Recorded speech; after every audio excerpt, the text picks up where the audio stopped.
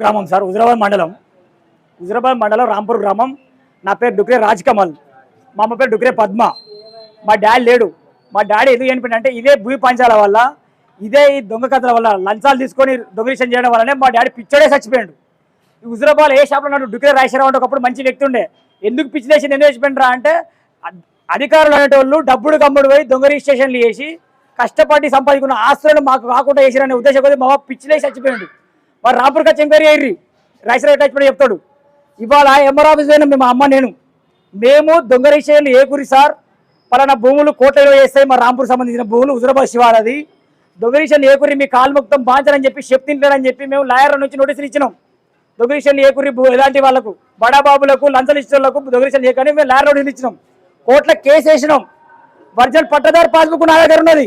అవన్నీ ఉండగా కూడా, ఈ నోటీసులు ఉండగా కూడా ఎంఆర్ఓ అనే వ్యక్తి ఒక పలానా వ్యక్తి చలన తీసుకొని రిజిస్ట్రేషన్కి సిద్ధమైతే, సార్ ఆయనకి ఎట్లా చేస్తారు మీరు, రిజిస్ట్రేషన్ చేయకూడదు, ఒరిజినల్ పట్టదారు పాస్బుక్ మా దగ్గర మేము చెప్తే పట్టా పాస్బుక్ ఏమవుతారా బాయ్, పట్టా పాస్బుక్ రిజిస్ట్రేషన్ ఆపుతుందా, పట్టా పాస్బుక్ ఉన్నా లేకుండా రిజిస్ట్రేషన్ చేస్తా అంటాడు.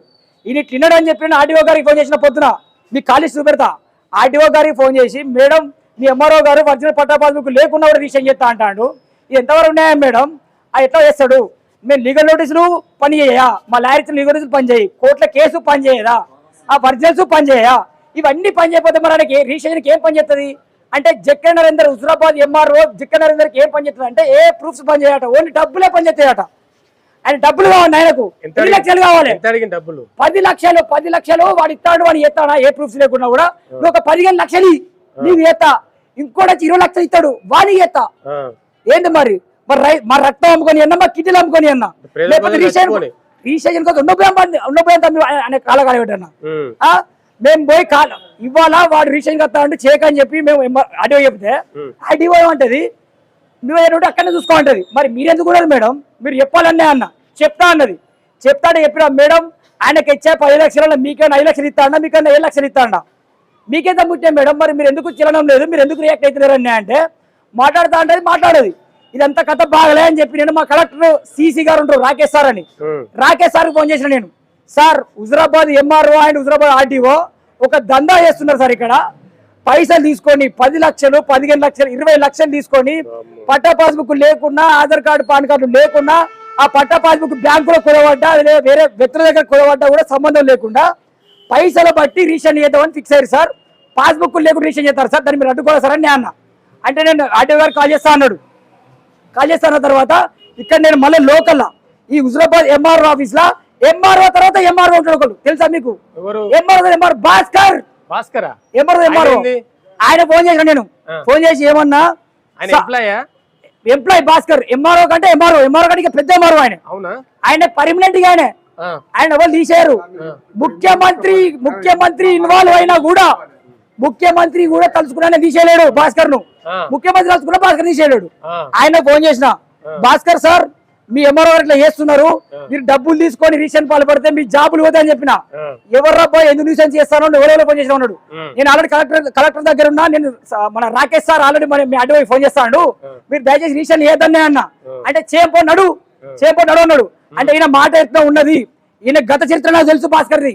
మీరు లక్షలకే ఉమ్మడి పోతారు, న్యాయాలద్దు వీళ్ళకు, మనసులో ప్రాణాలద్దు, మనసులో మానాలద్దు, పైసా నోట్ల కట్ట కావాలి కదా. ఈయన మాట వెటకారంగా ఉన్నది, నేను నమ్మ అడుగే, నేను ఎట్లా సాయంత్రం వస్తారు దొంగ రిజిస్ట్రేషన్ చేసుకుంటా చెప్పిన కావాలన్నా కావాలంటే 6 సైట్ 6 సైట్ క్లోజ్ అవుతాడు నాకు తెలియదు. ఆ 6 సైట్ క్లోజ్ అయ్యే టైంలో ఒక 10 నిమిషాల ముందు 5:50 5:45 ముందు పిలిపించుకొని రిజిస్ట్రేషన్ స్టార్ట్ చేసిర్రు.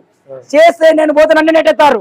మా అమ్మ వచ్చింది, సార్ నా కొడుకు ఒక్కడు ఎందుకు సార్ ఇట్లా మేము అడ్డుకున్నా, నిన్న నోటీసులు ఇచ్చినాం, మీకు చెప్పినాం, మీరు దొంగ రిజిస్ట్రేషన్ ఎట్లా చేస్తారంటే నువ్వు ఎవరు అడ్డుకునేందుకు నీకేం అవసరం, నేను బరాబరి చేస్తా, ఎక్కడ చెప్పుకుంటే చెప్పుకోపా అంటాడు. సార్ మీ కాలు మొత్తం మా అమ్మ కాలు పట్టుకుంటే నెట్ వేసారు అక్కడున్నా.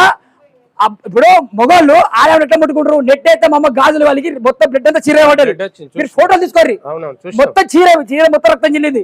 చిల్లాక ఎంఆర్ఓ కాళ్ళు మొక్కినా నాకు రక్తం వచ్చినా కనికరించాడని చెప్పి మా అమ్మ ఎంత ప్రయత్నించడం. నేను వీడియో తీస్తానా ఫోన్ గుంజుకొని బయట వారేసిర్రు. గుంజుకొని బయట బ్లాక్ మెయిల్ చేస్తాను, అబ్బాయి నువ్వు రిపోర్టర్ రా చెప్పు, నువ్వు రిపోర్టర్ రా చెప్పు, ఏం చెప్తావు, చలో ఇప్పుడు నేను పోలీసులు తొక్కితా, పోలీసులే తొక్కితాడు వాళ్ళను, పోలీసులు తొక్కితే పోలీసులో ఫోన్ చేయంటారు. అన్నాక మాకే అన్యాయం అవుతుంది, మేమే ఆస్తి కోల్పోతాను, మేమే ప్రాణనష్టం అవుతుంది, మా కొడుకుని పోలీసులు దొక్కిస్తారా అని చెప్పి మా అమ్మ మందు లోట్లో పోసుకున్నది. పోసుకుంటే అక్కడ 10 మంది లోపల ఉన్నారు.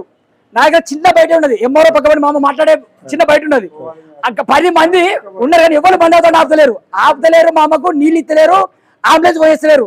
అంబులెన్స్ కు నేను ఫోన్ చేసుకున్నా, మా అమ్మకు ఫోన్ చేసి ఎంఆర్ఓ కూడా చెప్పిన, అరే ఎంఆర్ఓ జక్క నరేందర్ మా అమ్మ చచ్చిపోయినా మా అమ్మకి ఏమన్నా ఇదే మనసులో పొందే పెడతా, ఇదేమో ఒకవేళ రేపు నువ్వు ట్రాన్స్ఫర్ అయిపోయినావు అనుకో భయపడి ఉత్సవోసుకొని నీళ్ళు దొరకటి నీ ఇంటి ముంగట మా అమ్మకి పొందే పెడతా, బరాబర్ పొందే పెడతా. నేను వాళ్ళ ఎంఆర్ఓ ఉల్లెక్కడు అక్కడ పొందే పెడతా, బరాబర్ పొందే పెడతా చెప్పిన.